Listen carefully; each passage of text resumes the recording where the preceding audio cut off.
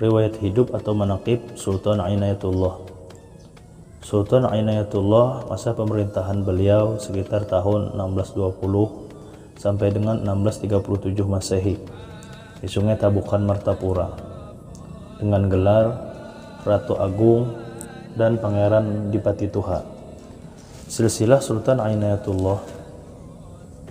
Sultan Inayatullah, silsilah beliau dari ayah ialah Sultan Inayatullah bin Sultan Musta'in Billah bin Sultan Hidayatullah I bin Sultan Rahmatullah bin Sultan Suryansah.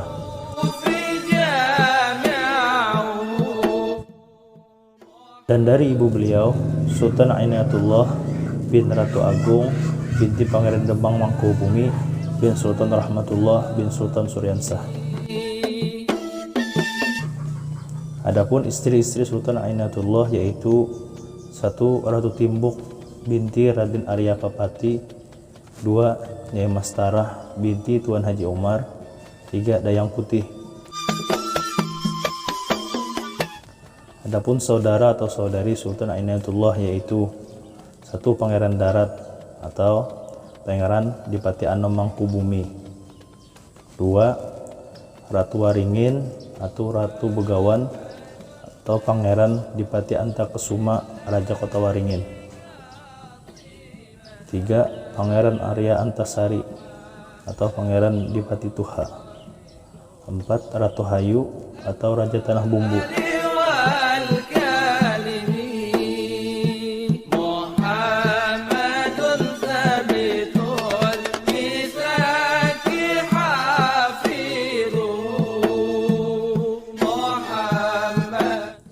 Adapun anak-anak Sultan Inayatullah yaitu 1. Sultan Saidillah atau Ratu Anom atau Pangeran Kesuma Alam, 2. Ratu Lamak atau Pangeran Dipati Khalid atau Pangeran Dipati Tapasana, 3. Ratu Gilang atau Pangeran Purba, 4. Ratu Bagus atau Pangeran Agung, 5. Putri Juluk, 6.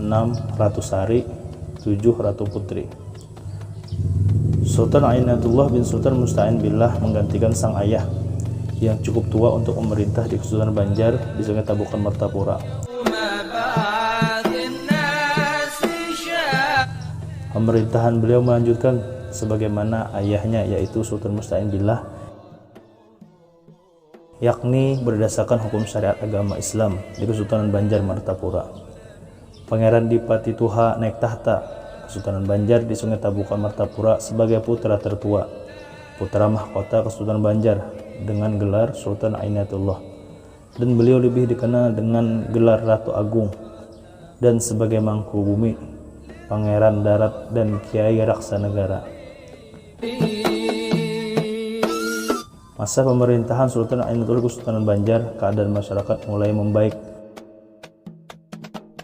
Hubungan perdagangan dengan Mataram Jawa lebih meningkat, ekonomi rakyat Banjar meningkat lebih pesat, tukar menukar barang hasil bumi Banjar dengan Jawa sangat meningkat, dan hubungan dengan Mataram Jawa baik sekali, sehingga banyak berdatangan pedagang-pedagang dari Jawa dan guru-guru agama yang berdatangan dari Tuban, Mataram, dan dari daerah lainnya.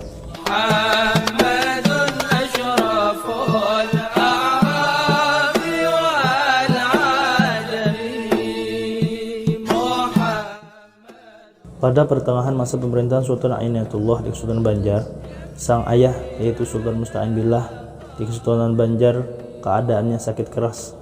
Sultan Inayatullah mengirim utusan-utusannya ke raja-raja bawahan, yang mana sebagian raja-raja bawahan itu adik-adiknya sendiri dan sepupu-sepupunya dikumpulkan di Kesultanan Banjar di Sungai Tabukan Martapura. Sekian hari kondisi Sultan Musta'in Billah semakin kritis, dan pada waktu terkumpul anak-anak Sultan Musta'in Billah, sang ayah meninggal dunia dengan usia 108 tahun dan dimakamkan di samping istana Kesultanan Banjar di Sungai Tabukan Martapura.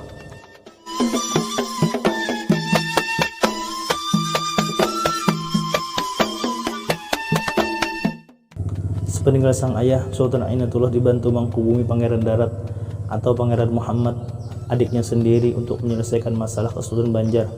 Selalu dimusyawarahkan dengan saudara-saudara yang lainnya. Karena Kesultanan Banjar daerahnya sangat luas.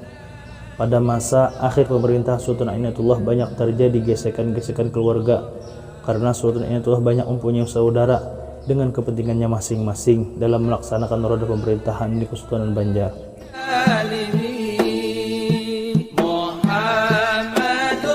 Sultan Ainatullah mulai sakit-sakitan. Kesultanan Banjar di bawah Mangkubumi Pangeran Darat untuk melaksanakan pemerintahan sehari-hari dibantu yang lainnya, sedangkan putra mahkota Ratu Anom atau Pangeran Kesuma Alam masih diragukan untuk memerintah di Kesultanan Banjar karena belum cukup usianya 40 tahun adanya. Sultan Ainatullah yang sakit akhirnya wafat pada tanggal 8 Rajab tahun 1040 Hijriah atau sekitar tahun 1637 Masehi, dan dimakamkan di sebelah Ilir yang mana tidak jauh dari makam ayahnya, yaitu Sultan Musta'in Billah di Sungai Tabukan atau Sungai Kitono Martapura.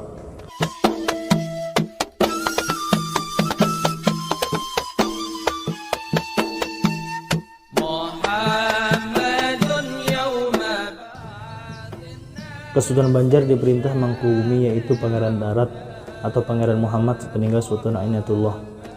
Para sesepuh kerajaan Kesultanan Banjar akhirnya mengangkat putra mahkota yaitu Ratu Anom atau Pangeran Kesuma Alam dengan gelar Sultan Sa'idillah menggantikan sang ayah yang telah wafat.